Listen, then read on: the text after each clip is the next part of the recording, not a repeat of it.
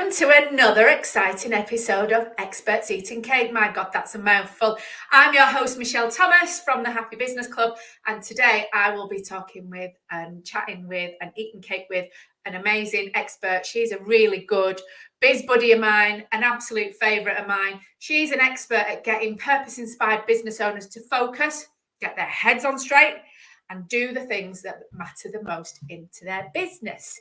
Now, let me welcome her, Alison. Hello. Hi, lovely. Hi, bestie. Hi, how are you doing? I'm good. Have you got your cake? I have got my cake. It is Eccles. Eccles cake, not Charlie cake. No, Eccles cake. Eccles cake. Now, if I'd been baking, if it had been someone's birthday in the house, it would have been coffee sandwich cake with I add chocolate into the coffee butter icing to make it mocha icing and put some pecans on top. But nobody's had a birthday, so. But if somebody came to your house from a very long way away. What, you mean like the Manchester-ish area? Yeah, and if they came down to visit you one day, would you make that cake for them? I might do. Would you object if there was a little bit of rum or brandy added into the mix? I prefer rum. Okay. Right, that's a done deal. When I come to your house, I shall be eating that cake. When you come to my house, I'm not quite sure what you'll get because it's Alan's cake maker in this house. And he's made my cake today. I've just heated it up. I wonder if it's still hot. I've got hot cake today. Oh, so what's under the custard? Under the custard is a double chocolate cake that Alan made on Sunday. It's now Wednesday. It's actually now Sunday again because this is going out on a Sunday. But at the weekends, he usually makes me a cake. So by the time I get it, if I've not frozen it, it's usually a little bit on the dry side. But I put custard on it, so it should be pretty good. Yeah. So we're going to tuck in. You tell me what yours is like, and I'll tell you what mine's like. Hungry. What do you reckon? Full of raisins. Full of raisins. The right amount of pastry. Yeah. Quite crumbly for talking on this thing with, but anyway. And they're actually a thing. If I'm going for like a long walk or something, that's the kind of thing I'll take with me because it's just. I think Eccles cakes are perfection. I don't know. I think I prefer a Charlie cake. Well, I haven't tried a Charlie cake. Yeah, when I try a Charlie cake, I will decide. I don't know if there's actually any difference, but the Eccles cakes that I've had and the Charlie cakes that I've had, the Charlie cakes, so I believe, but I might have to do a little taste test on these. The Charlie cakes, the fruit is a little bit plumper and the pastry is a little bit butterier. If that's a word. Yeah. So what we'll do is we might do a taste test one day. What do you reckon? Okay. Yeah, I think I might be up for that. Always up for a taste test when it involves cake. I'm just gonna have a bit more. This is actually quite nice with the custard. Last time I did this, I had chocolate cake with custard, and the custard was disgusting because it was that powdered custard, and I didn't put enough liquid in it. And it was also out of date. So I had to push it to the side and dig the cake out from underneath. The cake's fine. Well, I can't have custard anymore because I'm lactose intolerant. I can have butter, but I can't have milk. I've got a good get around for that. Yeah. No, the soya puddings. Those are lactose free, I believe. And one of the vanilla ones, you can use that as a custard. Really nice. Yeah. Really nice. I've been but I know that because I've been lactose intolerant. Now I don't give a flying fig because I've got a weird stomach now. So I don't know what happens to it. Anyway, enough about that. I don't mind talking about cake, but toilet habits are a different matter altogether. Yeah, let's not talk about that. Yeah, so you're the CEO, founder of Smart Prospects, and you have got a massive amount of experience in managing people and projects and developing them. And one of the great things about you that I absolutely love about you, and I've said this to you before, is that you're one of the calmest, most smiliest, most warmest people that I know. And I absolutely love being around you. You know this already. The whole cake thing, it's a reward. It's a reward because we don't normally, we see each other every week. And you always ask the question, what are you going to reward yourself? Yeah, and I think we should have the rewards at the beginning before even starting whatever it is that we're doing. Mine usually involves cake of some description, and I usually have it before we even start the work. So I've rewarded myself, and I'm not bothered about reward at the end, because I think a lot of the stuff that we do is creates intrinsic reward. Yeah. So it's the sense of satisfaction, the sense of purpose, the sense of the fact that you're actually moving in a direction that aligns with the life that you want. And I know a lot of this is fed into the things that you actually do and work on with your clients. So tell us a little bit about your journey to the point that you are now. Yeah. Well, I just wanted to pick up just on the intrinsic thing. When that is where the magic is. And you see, you're not. Is it okay if I say that you're not normal, in that you're already clued into this intrinsic thing being where the magic is? So, but yeah, so that is what I'm encouraging people to do, is to get to the state where actually they don't need the cake, because they've got that, yes, I did it, I'm awesome, you know. They eat the cake because they want the cake, not because they think they deserve the cake, because you deserve the cake anyway. Exactly. And then you get into the territory of, oh, you haven't been a good enough girl to have the cake. And that's, we don't go guilt and shame. So my journey, which bit of my journey would you like? Well, the way that you help people at the moment, is very much through creating a community, helping them to embody their energy and their purpose. And we'll talk a little bit later on about how you actually do that. But to get to this point, it's been a bit of a journey, because you've worked in different worlds of business and not-for-profits and things like that. Tell us more about that and how what that looked like.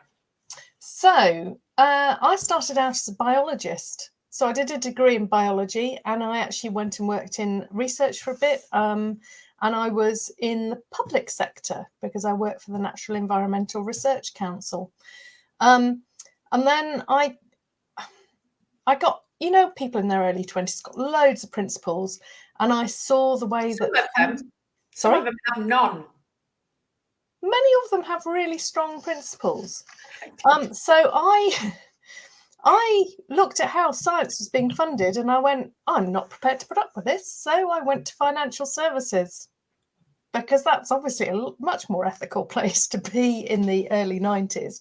But then that got me to see the private sector as well. But, you know, certainly with science, there was a lot about projects and getting funding and that kind of thing. And also I had been dealing with, well, I've been brought up in the sport of gliding. And the whole point about gliding is that if one person is going to get airborne, they need the help of about 4 people.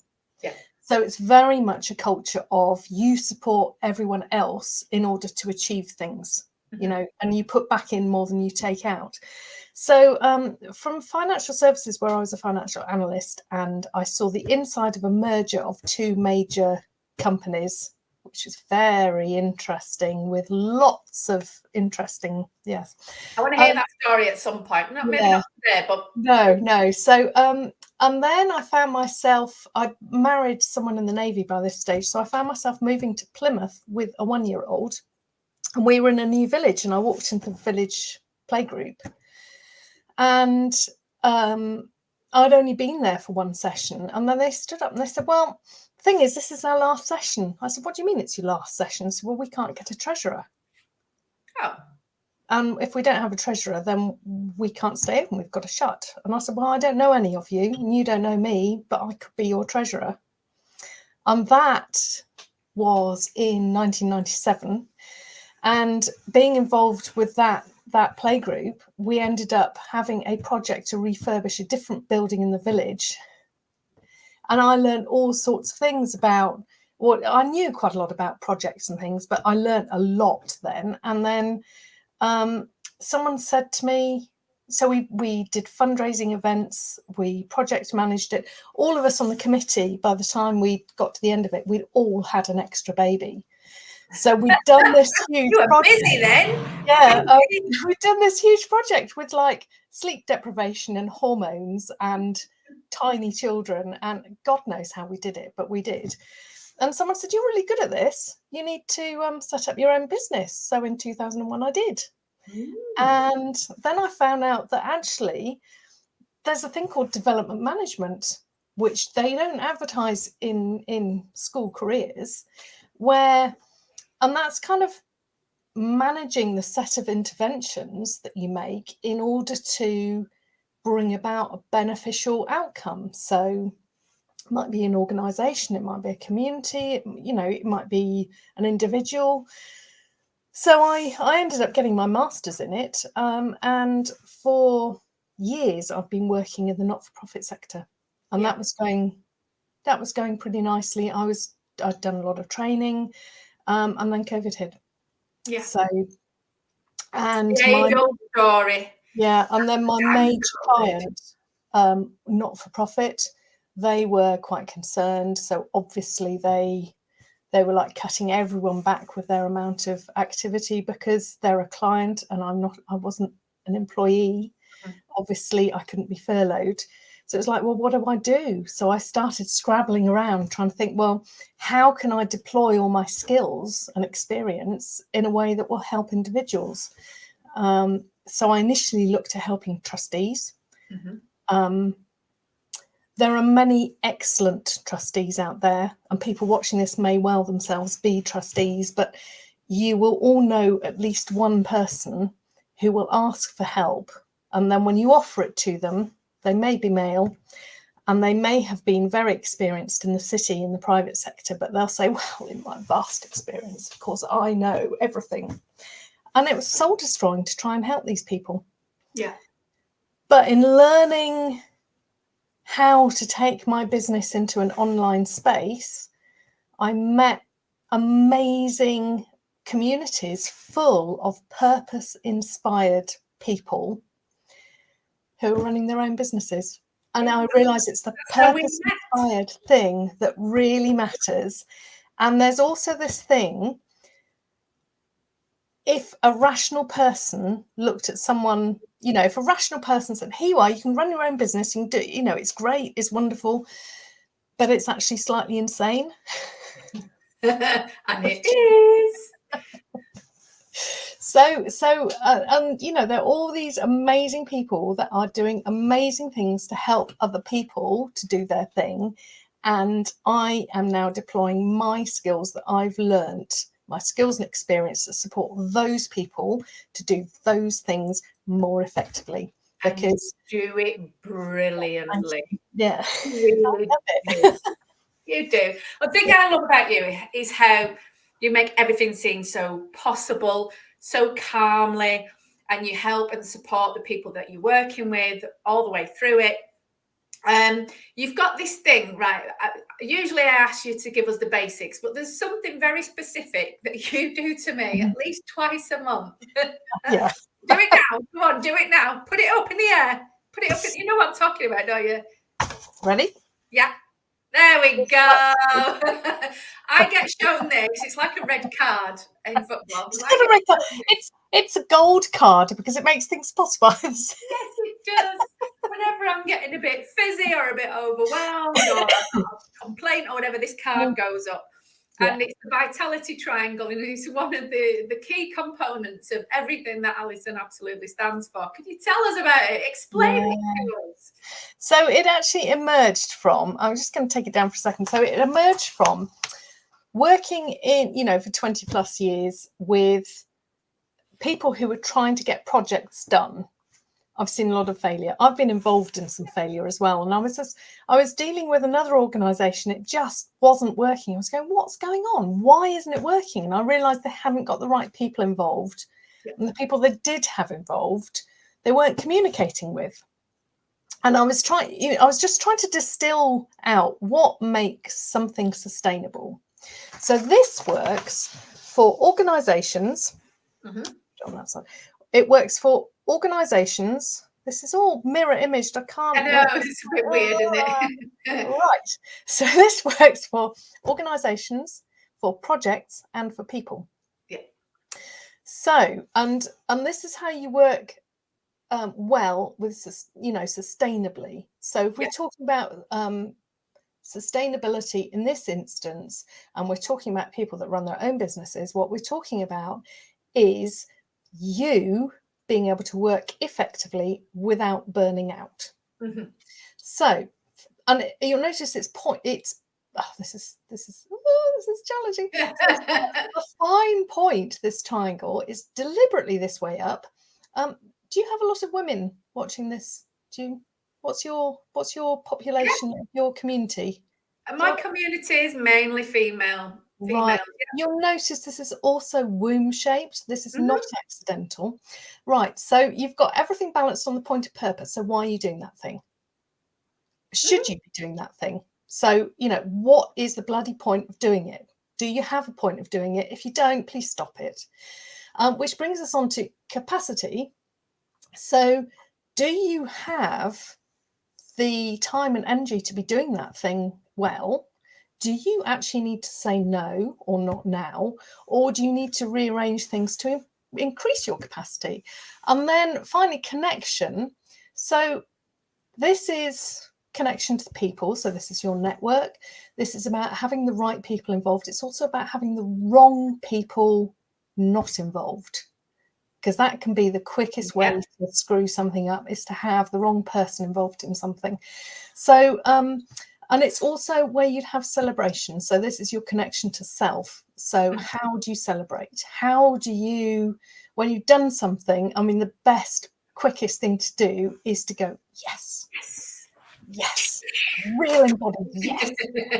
Or you raise a cup of tea to yourself or something, but you make some kind of physical. Or you look at the empty plate where the cake used to be because you've already eaten it. I've still got some. It's not empty.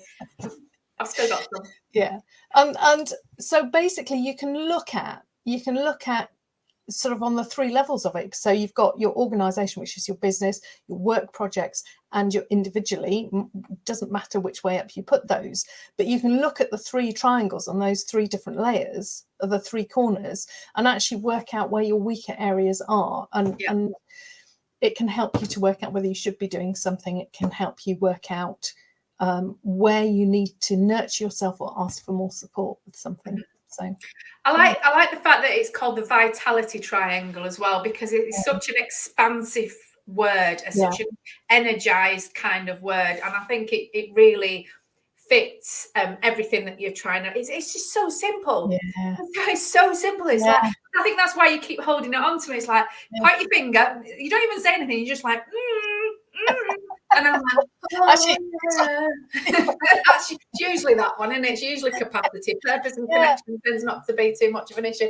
For me, it's capacity. It's always wanting to do all of the things that generally gets me into trouble. But I've got somebody like Alison in my corner who keeps picking me up the bum showing me the triangle and saying, "What you doing, mate? What you doing?"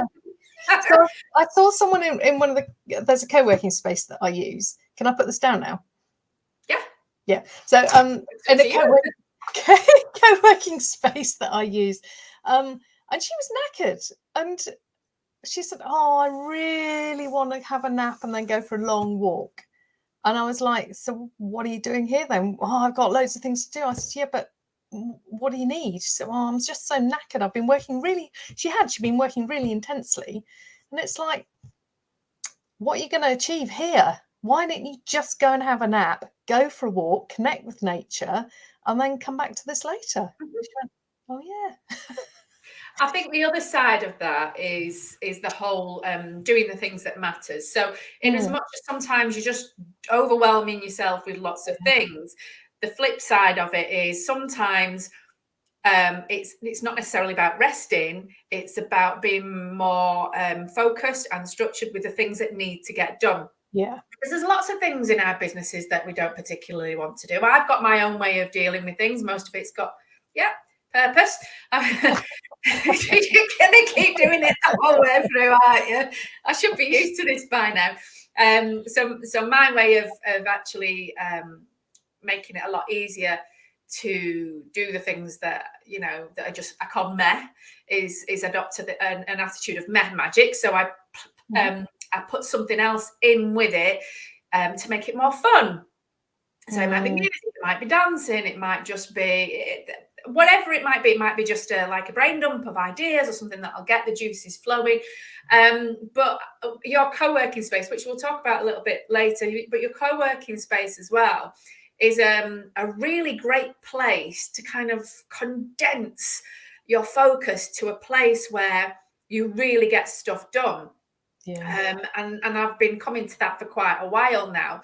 And in that time, it gives me a really great opportunity. It's very freeing, actually. It gives me a great opportunity to block some time out and say, this is what I'm going to do. And you hold our hand and you move us through it and we get through to the other side. But when we're doing that, we forget that those things actually really do matter. Yeah. We do. So go on. I was going to say, and if effectively, when you start reflecting back on what it is that you've done, you come to realise that that's important too. Yeah.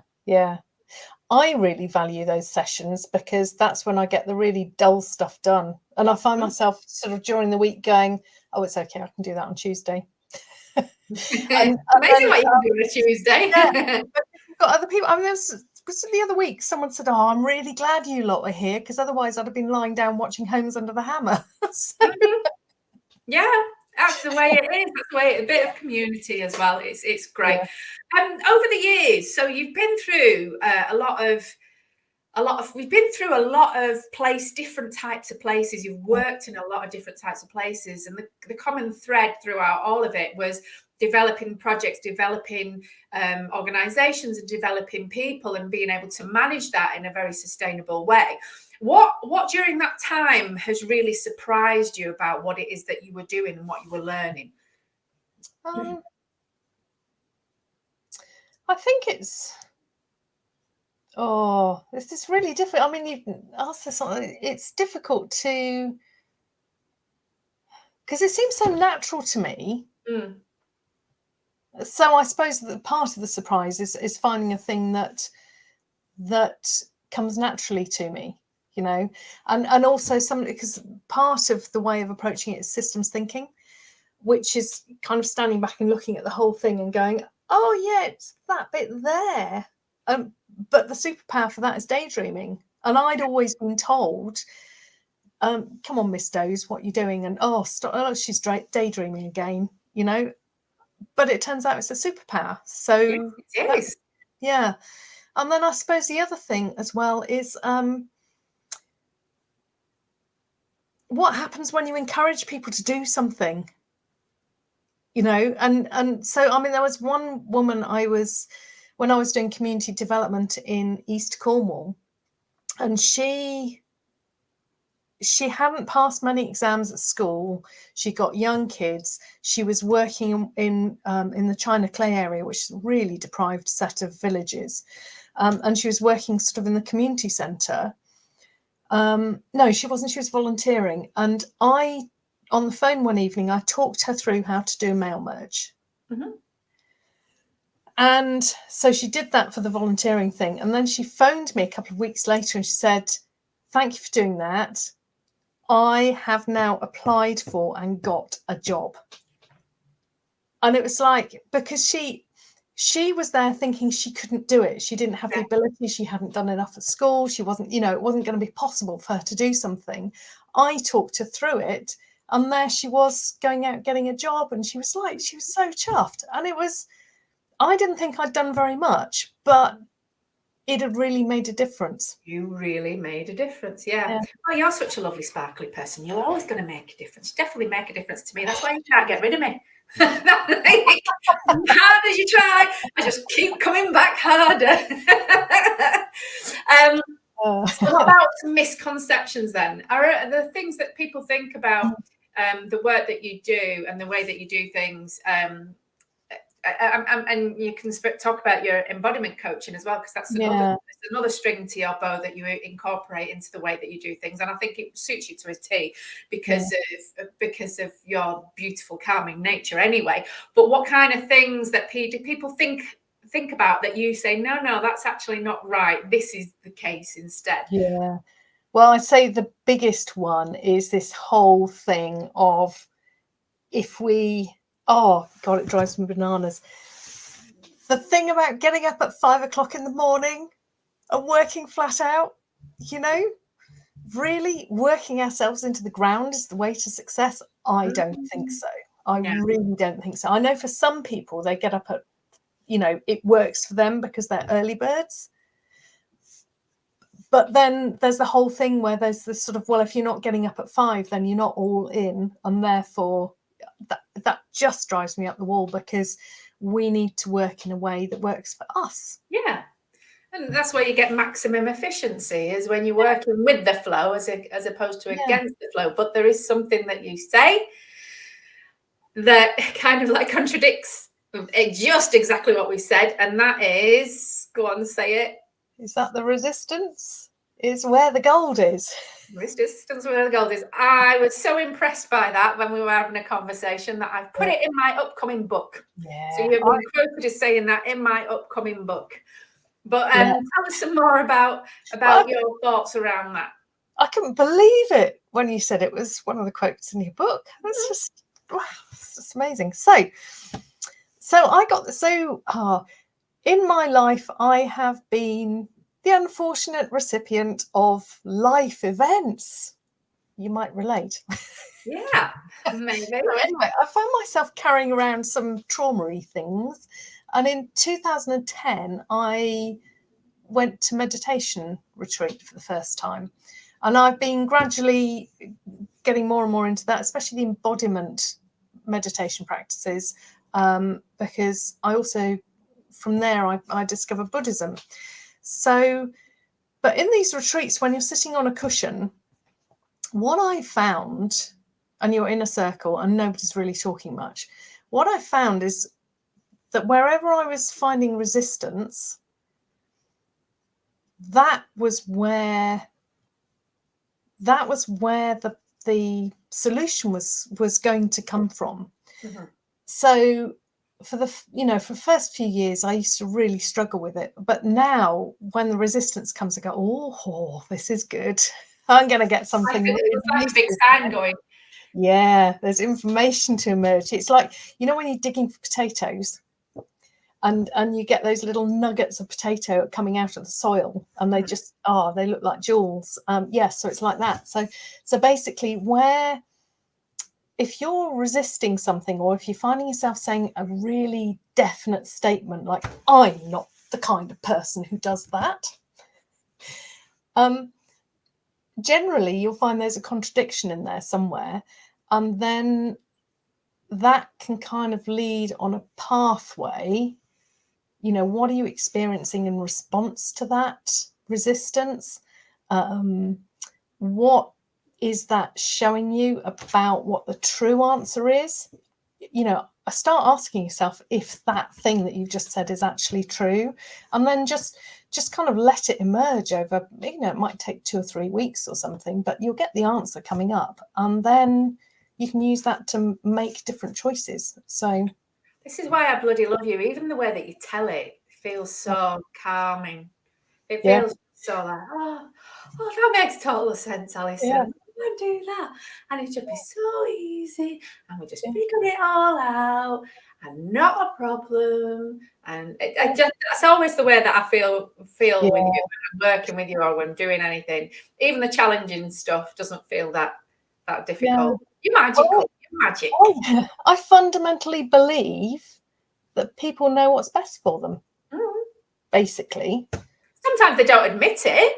No, and sometimes they've been conditioned into not following that. So they've been conditioned by everyone else that what they're saying is not right, is not true. Yeah.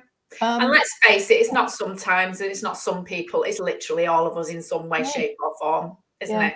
Yeah, definitely. So, yeah. But, I just fundamentally believe that most people know what's best for them. Mm-hmm. Right, so tell us a bit more about the work that you currently do, what you offer, and what kind of people you actually work with. I mean, you only have to look at me. I'm the crazy one that follows you around. I'm like a little fangirl, me.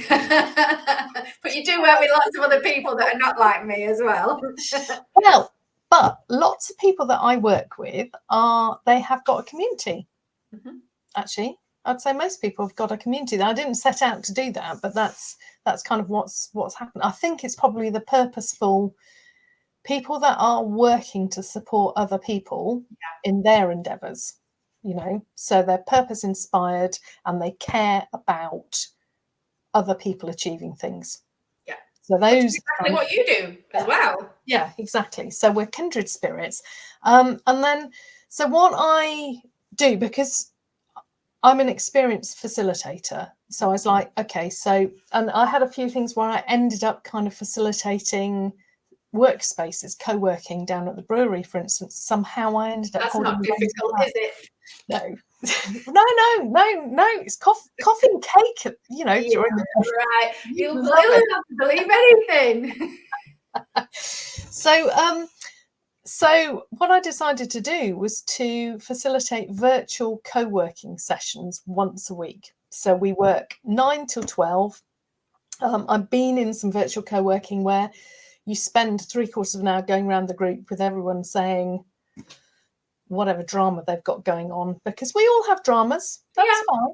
Yeah, but it's not helpful to listen to everyone else's drama before you start working. Yeah. So we use the chat, and we have 3 work sessions. We also have 2, in between the 3 sessions, we have 10-minute no screen, no desk breaks. And what, certainly for me, I don't know if you find the same, but each session we kind of drop down just a little bit deeper, and the sessions go faster and faster and faster, even though they're all the same length of time. Yeah. And we really immerse into our work, and we're using that time to make faster progress on, could be some dull, difficult things. It might be someone like Michelle editing her book at the moment. That's what she's been up to. Or it could be invoicing or salesy, and then to reward people for not chatting, which is, asking people to turn up, not chat on the internet for 3 hours. Immediately afterwards, we stay on and chat to each other. If we've got time, we've got to meet up for another hour. Yeah. And what I'm doing is creating this community. So I use the Circle platform, which is, there's no algorithm, there's no data harvesting, and it also, I can post resources on there. So I've got monthly training that I drop, and we have there, people can showcase what they do. It's not a space for selling, but it is a space where I really want to see some collaborations between members. Mm-hmm. And I'm really happy if someone is offering something that's going to help someone else. I'm really happy for members of the community to be buying off one another. So, yeah. And we have a co-declutter every month. The last Friday of the month, we have a co-declutter. You know what always happens to them co-decluttering sessions? You end up saying, "Oh, we're having a declutter on Friday," and just the week before, I've done a big declutter. Okay. I don't know. And it's not a conscious thing. I promise you, it's not a conscious thing. I don't purposely go out there and declutter and say, right, I'm not going to Alison's thing because I've already decluttered. But I don't purposely declutter, but I always end up decluttering. I was like, for crying out loud, I could have left it till the Friday. But anyways. You do like a good declutter though, don't you? I do. I'm absolutely obsessed. Yeah.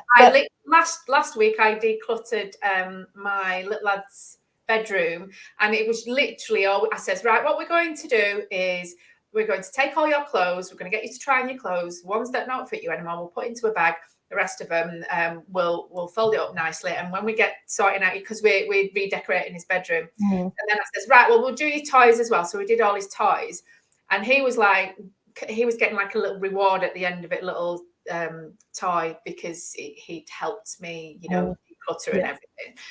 And then he left, and then I started dismantling all his furniture and chucking that out as well, because it just wasn't enough that I'd sorted the toys and clothes out. I had to start sorting out the furniture as well. Well, when you come down south and have my cake, I've got a loft. You can come and do my loft. Oh, yes, that sounds amazing. I'd be quite happy. I'll just feed you cake. Yes, I will work for cake, believe it or not. My next T-shirt's going to be, I will work for cake. Yeah. And tell us about, you've got something else exciting coming up. Again, I'm following you around the country now. You've got an amazing retreat coming up. Tell us about your retreat. Yeah. So it basically, this whole thing of running your own business is vaguely insane. We need to look after ourselves. So, and also there are times when it's really good to get rid of all the distractions. So they start on a Tuesday so that people can clear down what they need to clear down on a Monday, and have 4 days in a 4-star spa hotel on the lake side of a lake in the Lake District. Oh, that's like my idea of heaven. And so I'm doing co-working retreats. And the idea is, so we'll work 9 till 12 and 4 till 7, but there needs to be a balance. So we have afternoons off playtime or spa time, or people might want to be out sketching or swimming in the lake or running up a fell or having a nap, whatever, just free time, or just talking to the other people on the retreat. But it's a balance between really focused time. So, 6 hours a day is enough, I think, and socializing and replenishing, because we really need to replenish and look after ourselves. You do realise that I'm going to be good for nothing between 4 and 7.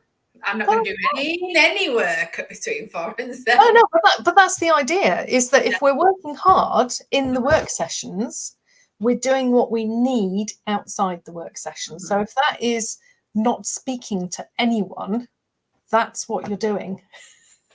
I'll be in the back room somewhere eating cake. Yeah. Oh my God, I've seen photos. In fact, yes, I've seen their cake. Send me pics. Send me pics. Because the other thing is, for me, environmental sustainability is really important. And this is a place that uses seasonal, local produce and, works with the seasons and works, so it's that kind of working in harmony with things is so important. So, and the whole thing is going to be us working in harmony with ourselves as well. Sounds so awesome. I can't wait. Still got to wait a little while. Yeah. Still got to wait a good few months, but it'll be fine. It'll give me something to look forward to. I'm doing it in lieu of a holiday this year. This year, we're going off to Haven for a week in Wales, which is brilliant. But usually we have a holiday abroad, but we're not doing a holiday abroad. I'm going to be coming to the retreat instead, and I'm going to do some very purposeful work whilst I'm there. I've already got an idea. So what we'll do is we'll pop all the details down below. So down at the bottom there's going to be a little description. There's me a link if you want to find out anything about what Alison does, whether it's the co-working sessions, whether it's the retreats, or it's the embodiment coaching, which she'll tell you about in a little minute.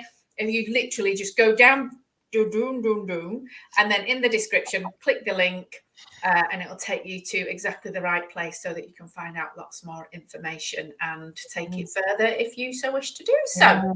So tell us, go on. I was just going to say, I'm just looking forward to it being a gathering of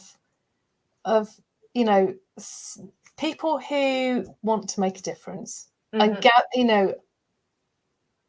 can't wait. It's going to be amazing. I'm very excited about it. So I can just picture us, me and you, sitting at a table, right, overlooking the lake, drinking Earl Grey tea, eating lovely cakes, and me sitting there going, I can't eat any more cake. And you're just laughing your head off at me. And then we're just going to get up and we're going to go for a big walk. Oh, I was just like, when are we going to do any work? We've got specific work times. And if the weather's nice at the end as well, what we'll do is, because it's right by the Lake Cruises terminal, we'll go for a celebratory cruise up and down the. Yay! My idea of a good time. That's because I'm an old lady, but that's good. I did all the other stuff when I was younger. We're all right. I'm quite happy with the boat cruise. And just being out on the water, being out on the lake, that'd be brilliant. So tell us some more about your embodiment coaching as well. This is something that another string to your bow that you've added that seems like a natural progression of all the things that you've done in your life. Yeah, so obviously I've been coaching people for years, and I knew that I wanted to get a coaching certification, but because also I'd had these life happenings where I was carrying around, there was trauma that I had to work quite hard to resolve. I knew that whatever coaching I was doing, it had to be trauma informed. And I came across the work of Mark Walsh and his company. And last year in 2023, I did embodiment coaching certificates, and it has been absolutely brilliant. Has it cemented all the stuff that you know and love, and the way that you work as well? It's cemented everything and given it a lovely container, little gift wrapped. And also the way that I prefer to work is I am facilitating. So the people doing the thing, they're doing their thing. Yeah. And I am merely almost like the midwife of it, So I'm not telling, I'm not bossing, I'm not, directing as such. It's more kind of helping them to explore the thing that might be getting in their way, or the thing they really, really want to do. And one of my clients so obviously this has been recorded a few weeks ago, but one of my clients yesterday got in contact. I don't know, did you see the post? No, they'd made the hat. So their movement of joy was this thing. Okay. And there was a light and there was a jewel that happened with their movement of joy. That's a very unusual movement of joy, but the good one.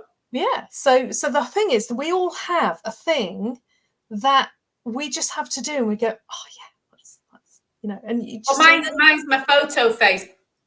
Yeah, exactly. But you'll be doing something in your body in response to it, and it, So anyway, she's made a hat. She took part in a kind of a millinery challenge, and she made a hat to express this movement of joy, this gesture. Wow. And it's only gone and won a bloody award. No way! Oh my God, that's amazing. And what I find actually is my clients often end up doing, so they come in saying, oh, I need to be doing this, that, and the other. And then we play about and they find their shizzle, their thing. And then quite often they'll say quite random things like, I was looking at accountancy, but actually, I've just registered to become a walk leader. It just shows you that there's so many more aspects to people than even they actually realise as well. Yeah. And the great and wonderful world of Alison Randle, eh? Yeah, it's all a bit bizarre. Yeah, it really is. Thank you so much for coming on and having this chat with me and eating cake with me. And I will send you some Charlie cakes, and I will be down to your house at some point. You're going to make me that amazing cake with rum in it. And we will be going on a retreat together, and I will see you every Tuesday. You're in my life. You can't get away from me. It's a real joy. And I shall see you next Tuesday. Yeah. But thank you so much. It's been such a joy to chat. So yeah. Oh, bloody love that woman. She is amazing. She makes me feel so good inside. And one of the things that we were talking about is building dreams and facilitating and creating space for people. And this is one of the things that I like to do as well. There's no wonder that I'm in Alison's world. And one of the things that I've got coming up is this big dream of mine, this big dream that I'm building for dream builders and world changers, an epic event in the Manchester area. And the tickets are available. I have got all the details down below. You can click through on that. But basically, if you are the kind of person that wants to go to a party, that wants to actually come out there feeling empowered, strong, connected to your dream, you know you're going to do epic stuff, and you just need a little bit of a helping hand to get there, to get through the things that life throw at you, which I call shitballs, and have really great ways of doing it that mean that you create a path that's so fulfilling that the dream is just incidental, but it's not really, then this is an event that you do not want to miss. It's going to have some phenomenal people there. Alison is going to be one of them. I have already asked her. And she has said yes. So Alison's going to be one of the people that's going to be helping and directing and teaching and things like that. But it is a teaching day. It's a networking day. It's a place for you to actually voice your dreams, say out loud and announce to the world what it is that you want to do and really stand in that power. And I think it's going to be a really powerful day. And I am still on the journey to actually create this dream for the first time for myself. And it's not going to be the last time. So if you want to find out more, link below. I'll see you later.